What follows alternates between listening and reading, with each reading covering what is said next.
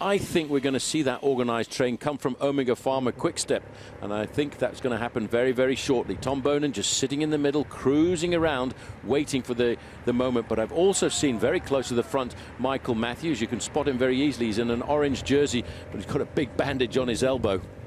Well, just looking over the side of us there, that is Josh Atkins, the 19-year-old, dashing forward in that orange jersey.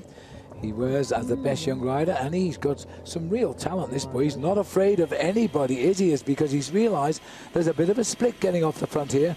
What has happened here is somebody is, as we say, left the door open at 4 kilometres to go and allowed a gap to open. This will disturb the rhythm of some of the sprinters caught off guard. Well, again, there's no organisation. Nobody's taking responsibility, which is why we're getting these little attacks going one at a time off the front end of the peloton. They don't want to take up the pacemaking, one team, Phil, because they don't want to run out of steam on the running towards the finish. Hats off again to Tim Duggan, because every time it slows down, he comes to the front and he dishes out the pain to everybody else.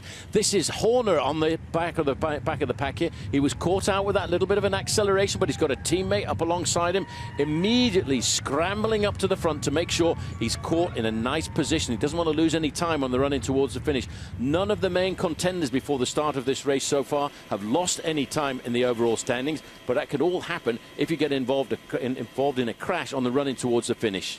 The thing is, on these wide boulevards, when you think you've got it right, there's a sudden surge of a bunch of riders coming on the other side of the road, and all of a sudden you're no longer second or third, you're 22nd or third. So you've really got to fight now to stay in position, ready for the sprint, and that is what is happening. And the sprinters from Rabobank are looking around to see where Michael Matthews is and to see if they can steer him towards the finish. These are the most dangerous moments of the stage today. The last 2 days we've had accidents, as now we've gone through 3 kilometres to go. Should we have a crash, all of these riders will receive the same time. Yeah, but you don't want to crash. You want to stay upright. You don't want to get injured, especially if you're a guy like Chris Horner or Tommy Danielson, who are thinking about winning this bike race overall. These guys, look at them. They're always looking over their shoulders. The reason they're doing that, they're trying to see where their sprinter is, where the man is that they're trying to help out. Rabobank now are picking this up. They're looking back to see where is Michael Matthews. Yes, he was up with a chance of a victory on stage 1. Now it's the organisation coming from the French squad, Amgen Tour of California. Yes, and doing all of the work here is Romain Bardet, one of the young riders on the race. Trying to help him out too is Rinaldo Nocentini. They're obviously driving for their sprinter, which is, I think their sprinter will be Maxime Boe or Christophe Riblon.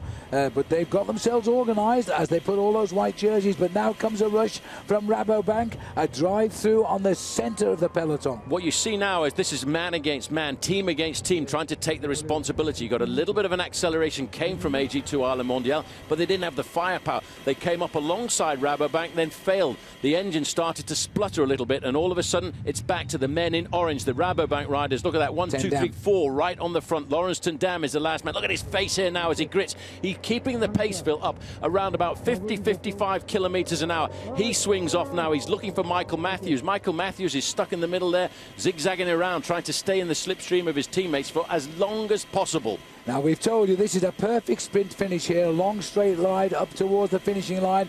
Rabobank are desperate for a win. They've been very, very determined. A slight drift of wind down here in Livermore coming into the face of the riders, which means the sprinter must come out of the slipstream late into that wind. Matthews is in second place for Rabobank. They will know, they know that. These sprinters, they know if they start the sprint too early and they go into the wind, then the guys behind them will take advantage. Sitting in the middle, I can see the pale blue jersey there of Tom Boonen. There is the Kendo, 1 kilometre to go banner. That's the most important thing these riders know now. They know how much time it's going to take to the finish. 60 seconds, they'll cover this final kilometre. And that could be even an exaggeration now as they line up for the line here. And the fact the white jerseys of Argos here, so too will be Marcel Kittel, as his team AG2 are starting the launch for the line. But you know, we've got the youngsters from the Bontrager team, the black boys on the right-hand side, jerseys there. And also now we're looking for the likelihood finish of the yellow jersey of Peter Sagan.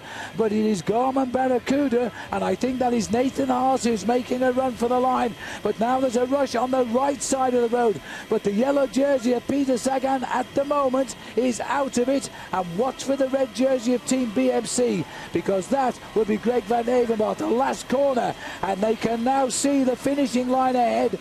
The sprinters could have been washed away here, some of them anyway. as we go up towards the line. Now it's Hausler. Hausler takes on Sagan. Heinrich Hausler goes for the line. Sagan is after him. Matthews is on his wheel. It is Hausler, and Tom Bonan launches as well. It is going to be Sagan again on the line as he hits the line. Make it 3 out of 3. That is unbelievable. Peter Sagan came out of the pack there. Bonan was coming fast up alongside him. Heinrich Hausler knew what he had to do to beat him. He had to get the kick on him first. He tried to do that, ran out of steam a little bit up towards the finishing line. But Peter Sagan, as every bike rider in the peloton says, Phil, this guy is unbelievable. He is incredible. And poor Heinrich Hausler, who wears number 13, has now got 3 second places. If I was Heinrich Hausler, Phil, I'd get rid of that number. I'd ask the referees to change it for something else. Well, terrific finish, but 3 different ways of winning as far as I'm concerned with Peter Sagan. He took his chance in Santa Rosa after he crashed. He got that on pure adrenaline. Yesterday, he made it out the corner, and today, that was a pure sprint. It was an incredible sprint, and he made no bones about. Look at that. The team cannot believe this. 3 out of 3. But maybe, Phil, more importantly, another 10-second time bonus. He's going to be leading all the pre-race favourites now by 30 seconds. That's right. He's put 30 seconds into people like Chris Horner as well. A light run on the far right of our picture in the white helmet there. That is Tom Bonan. We'll wait for the result of the photo, but I think he got 3rd on the line as he comes over the line. It was a great sprint. So we'll wait. I think the order will be Sagan, Hausler and Bonan. These boys, though, there's no doubt who won it. Another day of hard work by Liquigas-Cannondale, and the payoff has come for the victory by Peter Sagan again. Number 57, now he's making himself a very solid leader at the top end of this bike race, and at 22 years of age, that is victory number 29 in his very, very short career. He made it look so easy when he came out of the pack there. He didn't have any teammates to lead him out on this occasion, but he used the acceleration of other riders. Bonan made a late dash for the line, but he just did not quite have that speed to get his big wheel going around. So, looking down on Livermore. Well, a little bit of a wheelie there, pulled there by our man Peter Sagan. And let's not forget that he was the world champion at mountain bike riding, and he knows extremely well how to handle his machine, whether it's for a bit of fun and pulling a wheelie, or whether it's going across the line at speeds approaching 45 miles an hour. And there he is. There's no doubt about who is the top man here. He won 2 stages of the Amgen Tour of California when he first came to participate. He won a stage last year, and now he's made it win number 3 this year. So that's the 6th stage he's won in his 3 visits to the state of California. So looking out over the Great Valley here around Livermore. Made pretty much famous by the fact that during the times of the old gold rush, they in fact built a massive, great big railway line through here to link Los Angeles right the way up to San Francisco in the north. And those are the valleys, and that is the mountains, the big Sierras that we have circumnavigated here this afternoon. We'll continue with our race tomorrow, and again, maybe one chance for the sprinters as we head up to the eve of the individual time trial, because tomorrow's stage will take the riders away from Sonora right the way down to Clovis. But it's a long ride, the longest ride of the race so far, at 130 miles or 210 kilometers. But a little bit lumpy as well in the middle, but I feel that the climbs tomorrow, they may well be just a little bit too far away from the finish, and theoretically we could end up with having another big bunch sprint. There in the green jersey and the blue helmet, that is Heinrich Hausler. He tried. Bonan also tried coming up just at the very last moment there, but what a magnificent sprint that was here, Phil, this afternoon. It was really well timed by this. It makes it look so easy. Well, he's just absolutely unstoppable at the moment. I mean, he's made it look as though he could do it any day, but he's not a newcomer to the Tour of California. It's just working out for him. That's the way it is at the moment. The words which we heard him say at the team launch on Saturday, he said, I've come here and I've got good form and I hope I can do well.